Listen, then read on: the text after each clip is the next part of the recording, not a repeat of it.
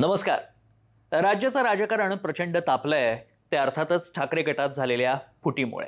6 खासदार बाहेर पडलेले आहेत ठाकरे गटातनं आणि त्यामुळेच पुन्हा एकदा राजकीय वातावरण तापल्याचं पाहायला मिळतंय. मात्र शिवसेना आणि बंडखोरी हे नातं जुनं असल्याचंच पाहायला मिळतं. 1966 मध्ये शिवसेनेचा जन्म झाला, पक्षाची स्थापना झाली आणि सगळ्यात पहिलं बंड पाहिलं ते छगन भुजबळांच्या रूपानं. छगन भुजबळ पक्षातनं बाहेर पडले. त्याला मंडलचं कारण असेल किंवा अन्यही कारण असतील. मात्र ते पहिलं बंड होतं. दुसरं बंड झालं ते नारायण राणेंच्या रूपानं आणि त्याच वर्षी 2005 याच वर्षी नारायण राणे शिवसेनेतनं बाहेर पडले. त्याच वेळेला राज ठाकरे देखील शिवसेनेतनं बाहेर पडल्याचं पाहायला मिळालं. तत्कालीन अखंड शिवसेना त्यातनं राज ठाकरे बाहेर पडले आणि ठाकरे गटाला मोठा धक्का बसला तो 2022 साली शिंदेंच्या ऐतिहासिक बंडानं.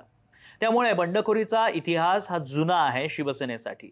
असं असलं तरी अनेक स्थित्यंतरातनं ठाकरे गट जात असल्याचं पाहायला मिळतंय. 2019 मध्ये ठाकरे गटानं अनेक तडजोडी केल्याचं पाहायला मिळालं.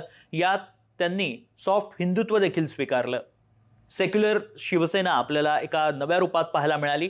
त्यामुळे 2022 साली जे बंड झालं त्यानंतर शिवसेना काहीशी टोन डाऊन झाल्याचं पाहायला मिळालं.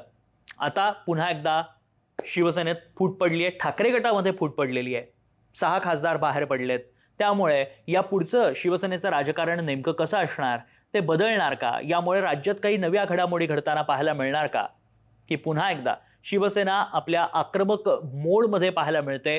पुन्हा एकदा प्रादेशिक पक्ष ही ओळख अधिक दृढ करून, अधिक मजबूत करून मराठी अस्मिता किंवा प्रादेशिक मुद्दे घेऊन पुन्हा एकदा शिवसेना फाईट करताना पाहायला मिळते का, हेच पाहणं महत्त्वाचं असणार आहे. त्यामुळे पुढचा काळ शिवसेनेसाठी काहीसा खडतर असला तरी यातनं शिवसेना कशी मार्ग काढते हे पाहणं महत्त्वाचं असणार आहे. आणि आता नेतृत्व नेमकं कसं असणार? आदित्य ठाकरे सक्रिय होणार, पुन्हा अख्खा महाराष्ट्र पिंजून काढणार, पक्षाची मोठ नव्यानं बांधणार का? आणि त्यांना उद्धव ठाकरेंची तितकी साथ मिळणार का? का आणखी शिवसेनेतनं, ठाकरे कुटुंबातनं नवनेतृत्व समोर येणार का?